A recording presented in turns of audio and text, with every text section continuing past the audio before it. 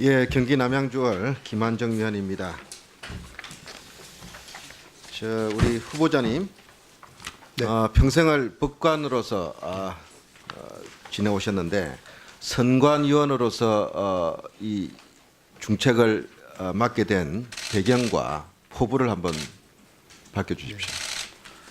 예, 뭐 개인적으로는 상당히 영광스럽게 생각하고요. 직책이 막중함을 느끼고 있습니다. 한 30여 년 동안 일선 법관으로서 양심과 법과 양심에 따라 공정하게 재판해왔다고 생각합니다. 그런 배경이 지명된 이유가 아닌가 싶고요. 뭐 중간에 위원장 역할도 좀 했었습니다. 그런 경험도 있고 그런 점들이 고려된 거 아닌가 이렇게 생각하고 있습니다. 선관위의 가장 중요한 직무 중에 하나가 민주적이고 공정한 선거 관리라고 생각을 하고 있고 또 후보자께서도 그렇게 밝혀주셨습니다. 지금 2019년 대한민국의 현실에서 공정한 선거 관리의 가장 중요한 점이 어떤 면이라고 생각하십니까? 다시 말해서 우리 민주주의를 위협하고 공정선거를 위협하는 요인은 어떤 요인이라고 생각하십니까? 선거 운동에 있어서 어떤 자유가 폭넓게 허용돼야 되는데 다만 그게 흑색선전 비방으로 흘러서는 안 되고 그런 점을 어떻게 잘 적절히 조정할까 하는 게 중요한 문제가 아닌가 싶습니다. 예, 저는 이 민주주의를 위협하는 또 공정선거를 위협하는 가장 중대한 위협 요인의 하나가 가짜 뉴스라고 생각합니다.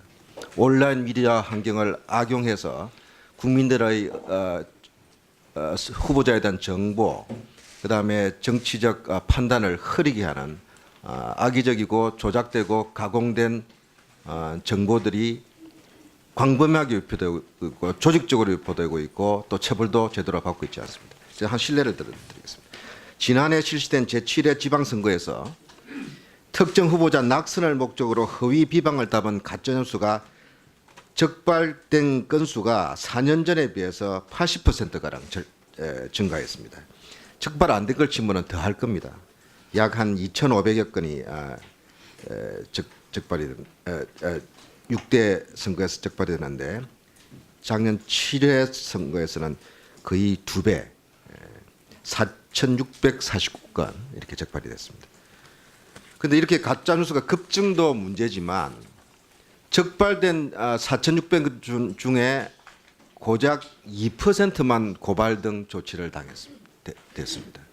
나머지 98%는 단순한 삭제 요청 정도로 넘어가 버렸습니다. 이거 어떻게 생각하십니까?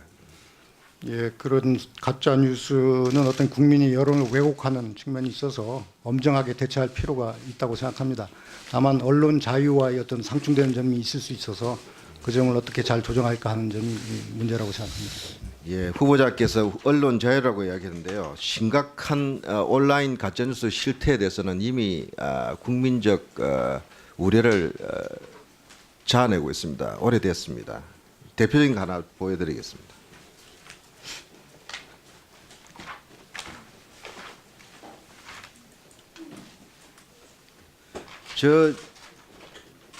첫 번째 것.